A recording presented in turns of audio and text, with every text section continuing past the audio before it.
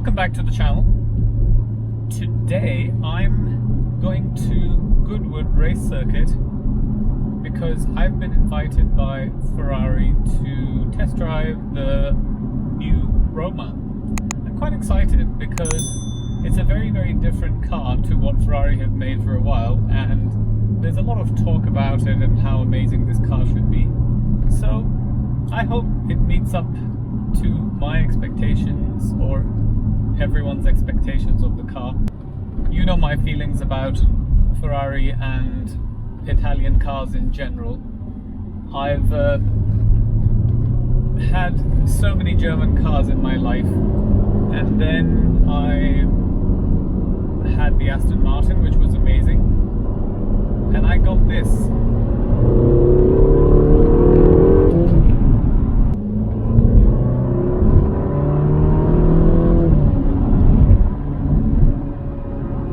Fast, but unfortunately it doesn't have the same finesse and refinement in its drive that the Aston Martin has or the Porsches have. Lately I've actually been thinking a lot about whether I should go back to the Porsche brand and get the 992, because there's so many things about this car that I just don't like, and it's a lot of money spent on something which is not giving you 100% joy. It's a very expensive sports car to give you this kind of a bouncy, wobbly ride. It doesn't really hold the road so well. I think the Aston Martin had a better tub and chassis. It was very solid. I think this is probably because it's a convertible and there's a lot of flex in the body. I don't know, I'm not an expert in this, but that's my view. So I'm going to go check out what the Ferrari Roma has to offer, and maybe it's going to be amazing. So I'll report back on my way back from there.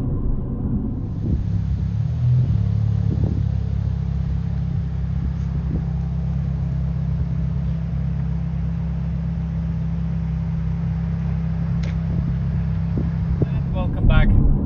After a fantastic time with the Ferrari Roma,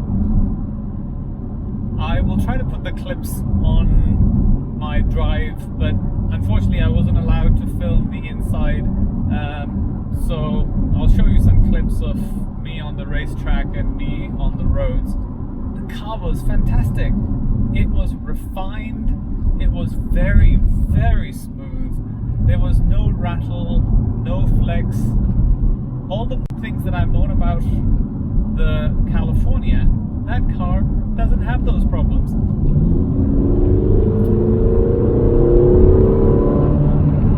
After driving that car, I wish this would drive the same way.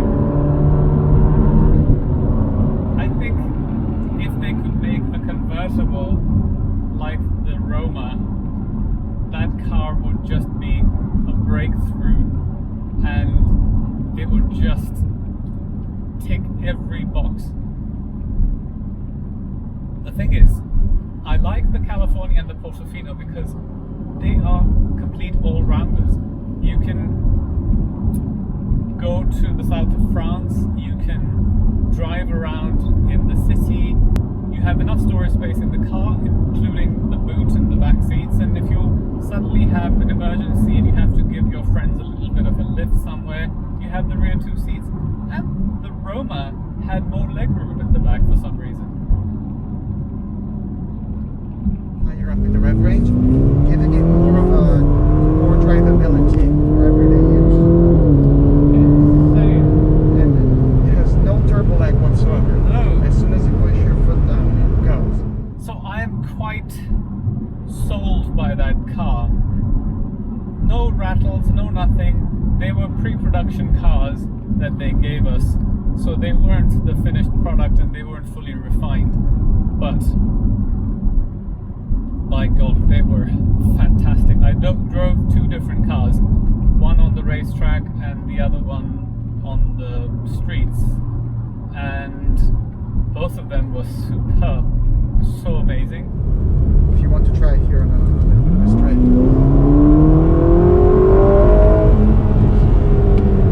it doesn't have a long delay. And obviously, as you go up into race mode and everything beyond that, it makes it. Both were left-hand drive because they're the pre-production cars, but fantastic cars to drive. So it's really easy to turn everything off from the main menu, and you can then have a lot of fun. This is something I hope they can fix or change.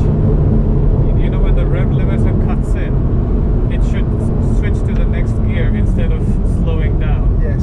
It is so annoying because in my RS4, when the rev limiter hits, if I don't change it manually, it will change it for me. I wonder what the new Portofino will be like, because the new Portofino has the same 8-speed gearbox and it has a slightly changed engine. It's the Portofino M that they just brought out last night.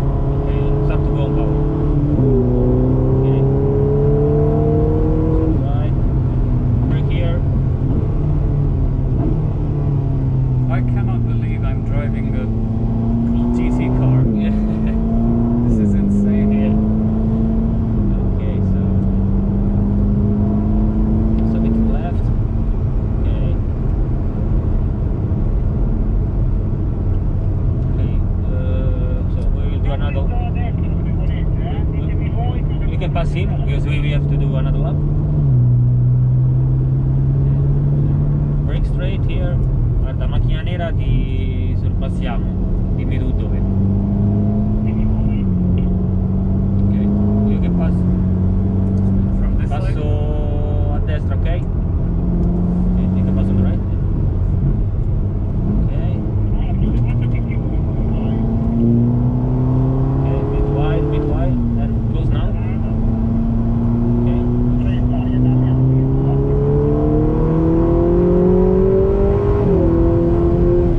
Okay, so stay a bit as close as possible to the left. Okay, brake here. Okay. Remember here, go straight, don't turn the steering wheel. Stay a bit on the left. Go straight, don't worry, just go straight. Okay, brake here. Release the brake, stay in the middle of the track, don't go on power. Then okay, here. Okay, you can go on power now. Okay. A bit on the left. On the straight.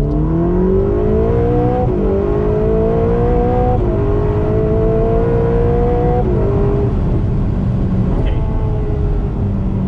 It's lighter. When you start to push a bit more, start to be harder. And that's, for me, it's a really good things. Also the brake are amazing now. Yeah.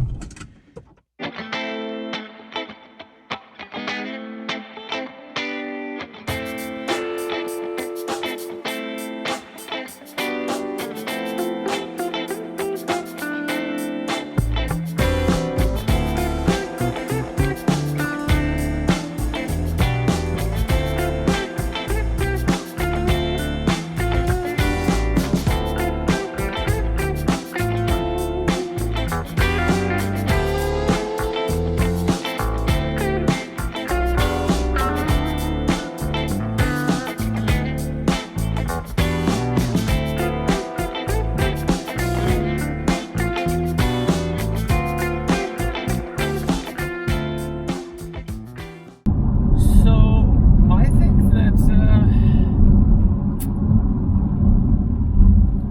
it's a very nice car, and if you can have it as your second car, then yes. But I think if it's your only car and you want a convertible, then it doesn't really do it, because it doesn't even have a sunroof and it doesn't have a panoramic glass roof like the GTC4 Lusso or the FF have. But I guess it's because of the chassis, the rigidity, the styling and all that.